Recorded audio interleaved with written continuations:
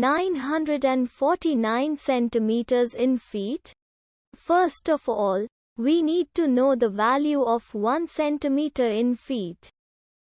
It's always 1 centimeter equals 0.03280839895 feet. Now we have to multiply 0.03280839895 by 949.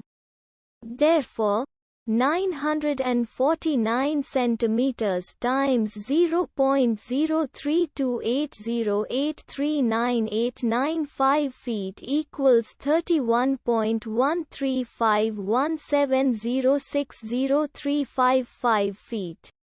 So, in other words, 949 centimeters equals 31.13517060355 feet. We hope you have enjoyed this video. Please like and subscribe to our channel for more videos like this.